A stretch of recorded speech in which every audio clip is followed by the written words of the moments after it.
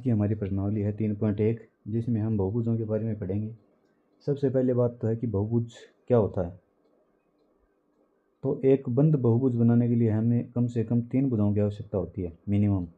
3 से अधिक हो सकती है, लेकिन 3 से कम भुजा यदि होगी तो हम एक बंद बहुभुज नहीं बना सकते। जैसे हमने ये एक भुजा हो गई, ये दूसरी भुजा हो गई, तो ये एक बंद बहुभुज नहीं है। तो इसके लिए कम से कम हमें 3 भुजाओं को होना अनिवार्य है। तो 3 भुजाओं की जो आकृति होती है वो सबसे शुरुआत का या बेसिक बहुभुज होता है, जिसे हम त्रिभुज कहते हैं। तो इन्हीं के बारे में हमें पढ़ना है। तो इसमें कुछ उत्तल, साधारण, अवतल बहुभुज, इनके बारे में जानना है। तो जो पहला सवाल दे रखा है ये है, यहाँ पर कुछ आकृतियाँ दी गई है, हमें 8 आकृतियाँ दी गई है और नीचे दिए गए सवालों के आधार पर इनका वर्गीकरण करना है। जैसे पहला है साधारण वक्र। पहला है साधारण वक्र। साधारण का मतलब क्या होता है कि एक पॉइंट होता है जहाँ से बहुभुज शुरू होता है और वापस उसी पॉइंट पर आ जाए, ये होता है साधारण वक्र। जैसे ये भुजा हो गई, इसे बोलते हैं कर्व वक्र। तो साधारण वक्र में भुजा और जो कर्व है ये दोनों हो सकते हैं। जैसे जो साधारण वक्र के बारे में हम इनमें से देखें कि कौन कौन सी साधारण वक्र है। तो जो पहला है ये एक साधारण वक्र है, क्योंकि ये यहाँ से शुरू होकर वापस यहाँ तक आ रहा है। तो जो साधारण वक्र है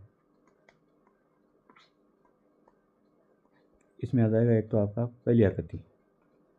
फिर दूसरी आकृति ये भी इसी प्रकार है कि एक जगह से शुरू होती है और चारों ओर से घूमकर उसी पॉइंट पर आ जाती है। तो जो दूसरी है ये भी है साधारण वक्र के अंतर्गत आएगी। अब तीसरी है, तीसरी में देखो एक वृत्त है और वृत्त के ऊपर एक दूसरा और वृत्त है। तो ये साधारण में नहीं होगा, क्योंकि इसमें जो एक आकृति है दूसरी आकृति उसको घेरे हुए है, तो इसको हम साधारण वक्र नहीं मान सकते। चौथा है जो स्टार बनाया हुआ है, ये भी साधारण वक्र नहीं है, क्योंकि इसमें भुजाएं हैं वो आपस में काट रही है। जैसे ये भुजा है, इसको ये दो भुजाएं काट रही है, इसी प्रकार ये साधारण वक्र नहीं होगा। पांचवा साधारण वक्र है, क्योंकि ये यहाँ से शुरू होके और वापिस उसी पॉइंट पर आके मिल जाता है, तो पांचवा भी साधारण वक्र के अंतर्गत आएगा। छठा है ये भी साधारण वक्र है। सातवां है ये भी साधारण वक्र है, जिसमें ये दो तो भुजाएं होगी, एक ये कर्व हो गया, तो ये भी साधारण वक्र के अंतर्गत आएगा।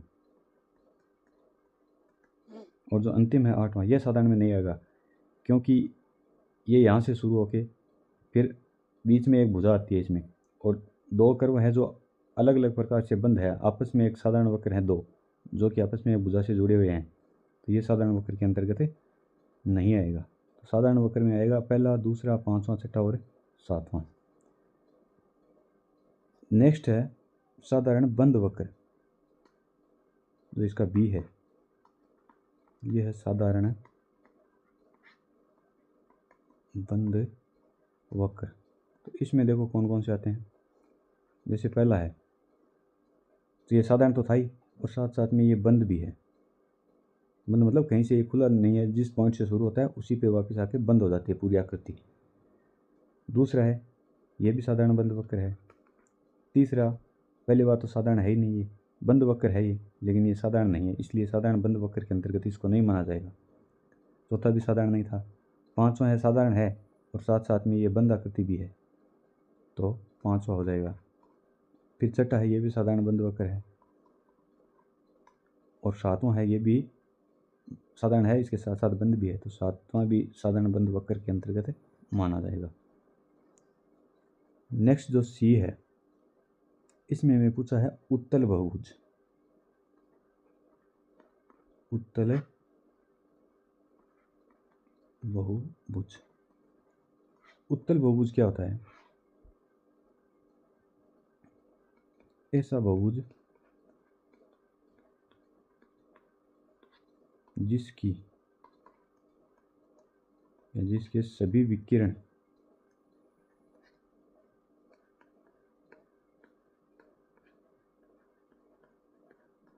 बहुभुज के अंदर हो, यानी ऐसा बहुभुज जिसके हम विकर्ण बनाएं। विकर्ण क्या होता है कि जो सम्मुख शीर्ष है आमने सामने की, उनको मिलाने पर जो आकृति बनती है उसको विकर्ण कहते हैं। ये सभी बहुभुज के अंदर होने चाहिए। जैसे हम एक उदाहरण लेते हैं,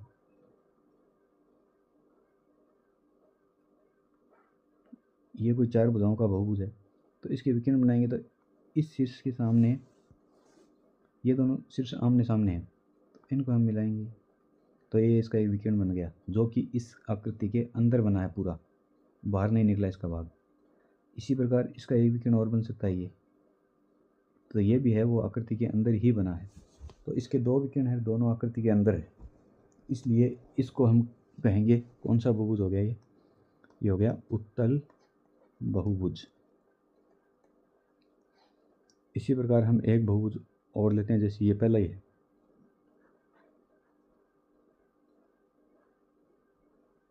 अब इसके विकर्ण बनाएं तो इस शीर्ष के सामने ये है, तो ये एक विकर्ण बन सकता है, ये इसका एक विकर्ण ये बन सकता है दो, और एक विकर्ण इस शीर्ष के सामने ये भी है, तो एक विकर्ण हो जाएगा ये। अब इसके तीन विकर्ण हैं, लेकिन इसमें जो दो विकर्ण है वो तो आकृति के अंदर है, लेकिन ये जो तीसरा विकर्ण है ये आकृति से बाहर है। इस कारण ये उत्तल बहुभुज न होकर ये होगा अवतल बहुभुज। मतलब यदि एक भी विकर्ण आकृति से बाहर हो जाता है तो उसको हम अवतल बहुभुज मानेंगे। तो अब हमें जो डी है इसमें उत्तल बहुभुज लिखने हैं। उत्तल बहुभुज, तो जो पहला है वो अभी हमने देखा कौन सा है, अवतल है, तो इसको उत्तल में नहीं मानेंगे। जो दूसरा है इसमें दो विकर्ण बनेंगे, एक यहाँ से यहाँ तक और एक ऊपर से इस शीर्ष तक, तो ये दोनों के दोनों आकृति के अंदर होंगे, तो ये होगा उत्तल बहुभुज के अंतर्गत। इसके बाद में जो तीसरा है ये बहुभुज है नहीं, ये वक्र है, तो इसके नहीं बना सकते। चौथे में इधर से विकर्ण देखेंगे तो ये बाहर निकल जाएंगे। पांचवा भी बहुभुज नहीं है साधारण, क्योंकि इसमें भुजाएं होनी जरूरी है। साधारण बहुभुज था लेकिन इसमें भुजाएं नहीं, ये दो वक्र जुड़े हुए हैं, तो इसमें भी हम विकर्ण नहीं बना सकते। छठा है, इसमें विकर्ण नहीं बना सकते क्योंकि इसमें कोई भी शीर्ष नहीं है।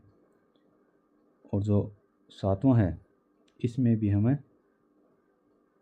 विकर्ण नहीं बना सकते क्योंकि इसमें एक ये है कर्व है, तो जब कर्व होगा तो ये उत्तल और अवतल बहुभुज के अंतर्गत नहीं माना जाएगा। और अंतिम है, इसमें भी हम विकर्ण नहीं बना सकते। तो उत्तल बहुभुज में केवल और केवल दूसरी जो आकृति है ये उत्तल बहुभुज के अंतर्गत आती है। नेक्स्ट अवतल बहुभुज जो ई है, यह है अवतल बहुभुज। अवतल में देखें तो एक तो पहला हो गया, इसके अलावा जो चौथा है इसमें भी हम विकर्ण बनाए। जैसे चौथा है इस प्रकार है, तो यहाँ जो विकर्ण है ये इससे बाहर आ जाएंगे, तो ये हो जाएगा अवतल के अंतर्गत। पांचवा, छठा, सातवां और आठवां इसमें हम विकर्ण नहीं बना सकते, तो पहला और चौथा आएगा अवतल बहुभुज के अंतर्गत। इसमें एक हम जो सी था बहुभुज, ये इसमें कौन कौन से आएंगे, तो बहुभुज में भी वही है कि भुजाएं होनी ज़रूरी है, वक्र नहीं आएंगे। तो पहला बहुभुज है, दूसरा बहुभुज है और चौथा भी बहुभुज है लेकिन साधारण बहुभुज नहीं है। तो 1, 2 और 4 ये तीनों बहुभुज के अंतर्गत आएंगे।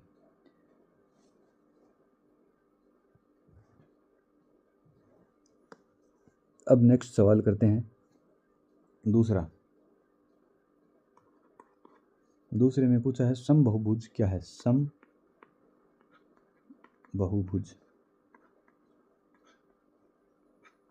सम का मतलब होता है समान, तो ऐसा बहुभुज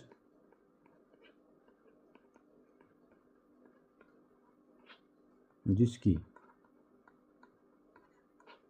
सभी भुजाएं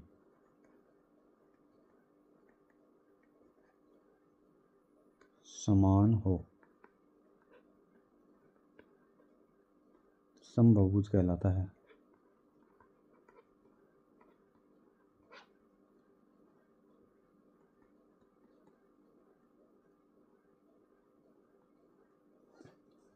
तो समबहुभुज क्या होगा कि कोई भी बहुभुज जिसमें जितनी भी भुजाएं हैं, चाहे 3 हो, 4 हो या ज़्यादा हो, यदि उसकी सभी भुजाएं समान आकार की है, उनका माप समान है, तो वो होगा समबहुभुज। जैसे हम आकृतियाँ बनाए, जैसे समबाहु त्रिभुज है जिसमें तीनों भुजाएं समान आकार की होती है, ये समबहुभुज है। या एक ऐसा त्रिभुज बनाए जिसमें जैसे ये दो भुजाएं समान है लेकिन ये भुजा अलग है, तो ये समबहुभुज के अंतर्गत नहीं आएगा। वर्ग है जिसमें 4 भुजाएं हैं और चारों समान आकार की होती है, तो ये समबहुभुज है। और मान लो आयत बनाया हमने, आयत में आमने सामने ही भुजा बराबर होती है लेकिन चारों भुजाएं बराबर नहीं होती, तो ये समबहुभुज नहीं होगा। उनको विषम बहुभुज बोलते हैं। जिनमें सभी भुजाएं बराबर आकार की नहीं होती, वो विषम बहुभुज होते हैं।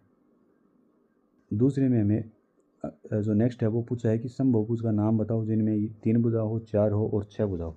तो मान लो कोई भी आकृति है जिसमें 3 भुजा है और तीनों समान आकार की है, तो वो त्रिभुज होगा। लेकिन त्रिभुज भी कौन सा होगा? समबाहु त्रिभुज।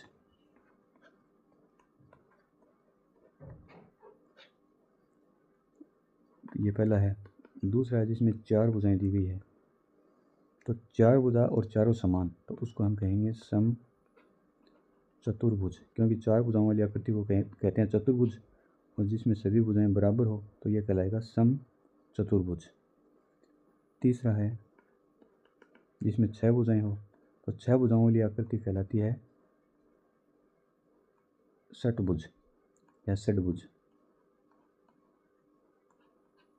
लेकिन इसमें सम मतलब समान, सभी भुजाएं समान है, तो इसको हम कहेंगे सम षटभुज।